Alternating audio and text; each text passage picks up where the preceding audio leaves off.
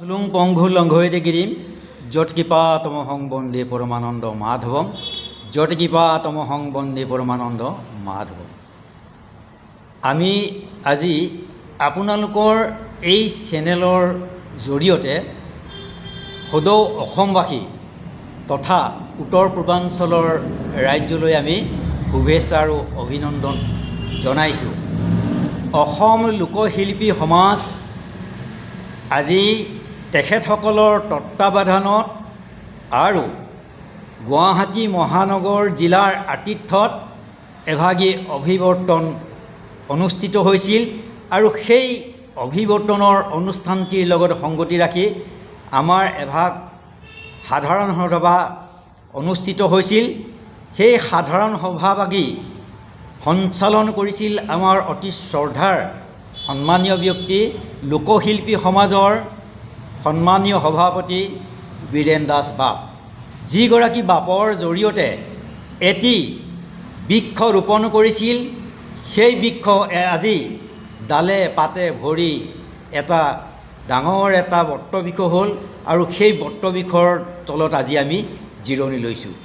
পৰম কৃপালু গুৰুজনাই লোকশিল্পীসকলক লৈ অসমীয়া সমাজখনক লৈ কিছু সপোন দেখিছিল।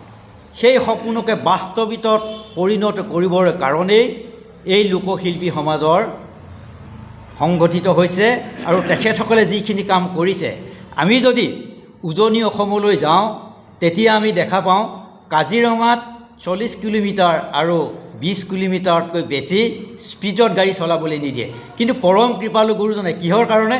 সেইটো জীৱহিংসা।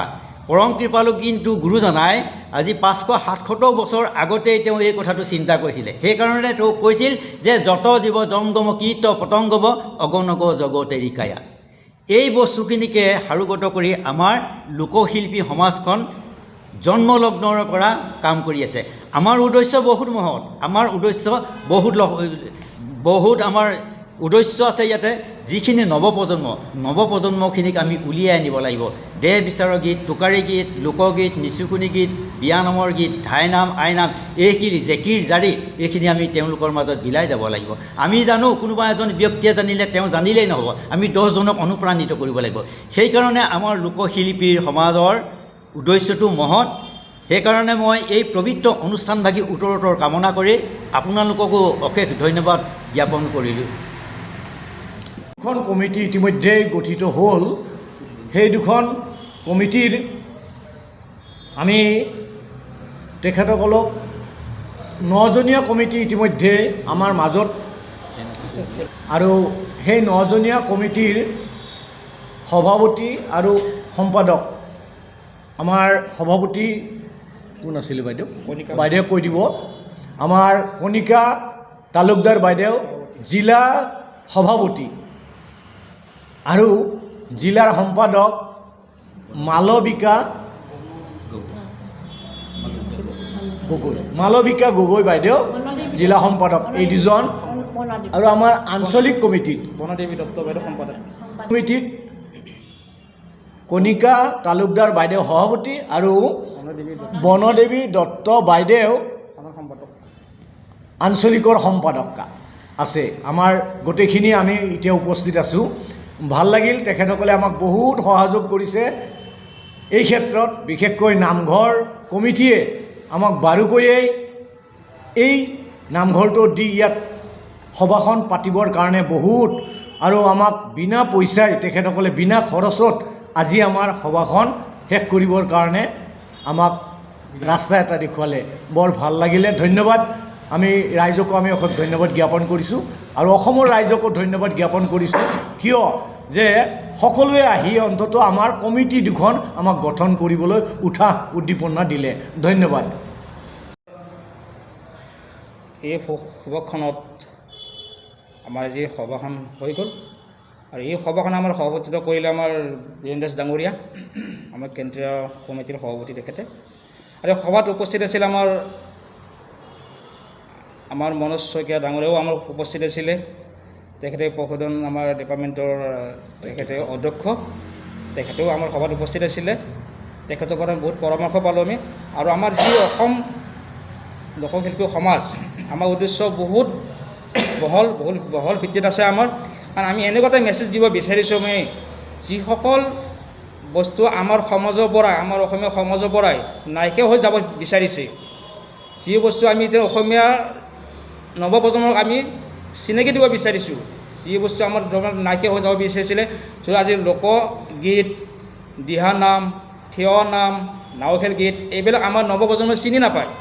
সেই মেছেজবিলাক আমি নৱপ্ৰজন্মৰ মাজত আমি লৈ যাব বিচাৰিছোঁ, যাতে তেওঁলোকে উঠি অহা প্ৰজন্মই এই বস্তুটো চিনি পায়, যে জানে যে নৱপ্ৰজন্মই জানিব লাগিব যে লোকগীত সমাজ কি হয়, এই বিষয়টো কি, তাত কি কি বস্তু সোমাই আছে, তো নাওখেল গীত কেনেকুৱা বস্তু হয়, তো এইখিনি বস্তু আমি প্ৰচাৰ কৰাৰ কাৰণেহে আমি লোকশিল্পী সমাজে প্ৰচেষ্টা কৰি আছোঁ। আমি যিমান পাৰোঁ আমি ৰাইজৰ মাজত আমি প্ৰচাৰ কৰি যাম, আৰু সকলো ৰাইজক আমি আহ্বান কৰিম, সকলো অসমীয়া সমাজে ওলাই আহক, সকলো ৰাইজে ওলাই আহক, যাতে লোকশিল্পী সমাজ কি হয়, তাত কি আছে, কি বস্তু হয়।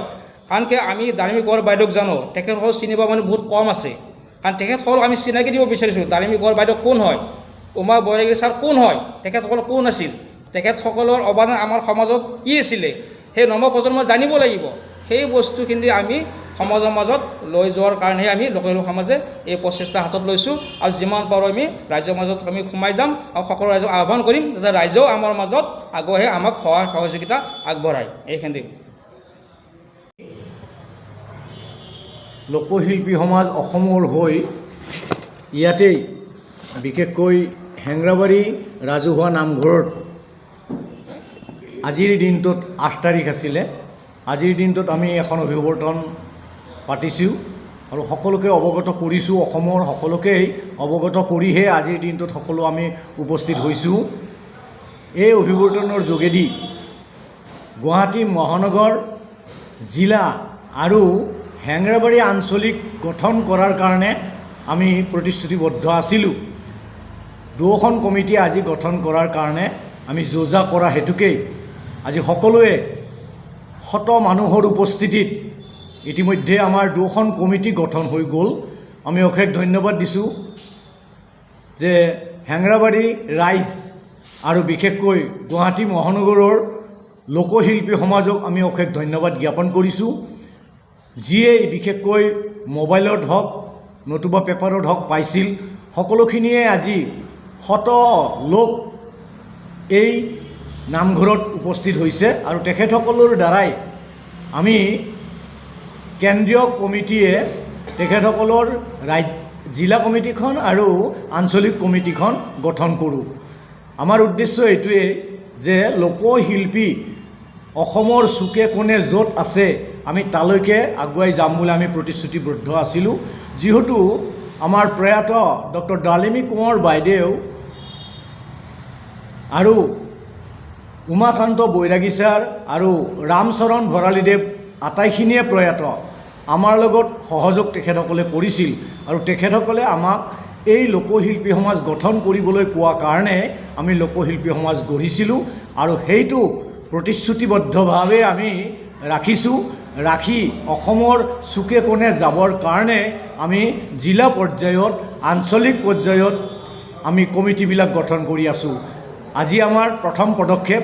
ইয়াৰ পিছত আমি বঙাইগাঁও যাব লাগিব, তিনিচুকীয়া যাব লাগিব, ডিব্ৰুগড় যাব লাগিব, নলবাৰীত যাব লাগিব আৰু আমাৰ বৰপেটা, এইখিনি ঠাইত বিশেষকৈ কমিটি গঠন কৰাৰ কাৰণে আমাক নিমন্ত্ৰণ কৰা হৈছে। আমি দিন বাৰ লৈ আমি তালৈকে যাম আৰু আমি গাঁও ভূঁইৰ যিবিলাক লোকশিল্পী আছে, বিশেষকৈ থলুৱা লোকশিল্পী, মাটিৰ মানুহ যিবিলাকে এতিয়ালৈকে অসমত আদৰ সাদৰ পোৱা নাই, আমি তেখেতসকলক আগুৱাই লৈ আহি আদৰ সাদৰ দিম বুলি আমি প্ৰতিশ্ৰুতিবদ্ধ।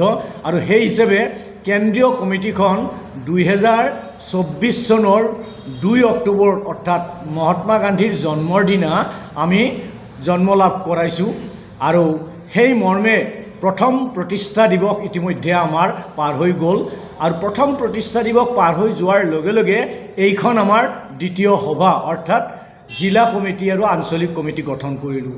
আমি ধন্যবাদ দিছোঁ যে দিছপুৰ হেংৰাবাৰীৰ সমূহ লোকশিল্পী আজি আমাৰ মাজত উপস্থিত। আমি আচৰিত যে লোকশিল্পীৰ এই কমিটি দুখন বনাব পাৰিম নে নোৱাৰিম, কিন্তু দেখিছোঁ যে আমি ভবাতকৈও বেছি মানুহ বেছি শিল্পী ইয়াতেই আমাৰ যোগদান কৰিলে আৰু সেয়ে আমি দুখন কমিটি বনালোঁ।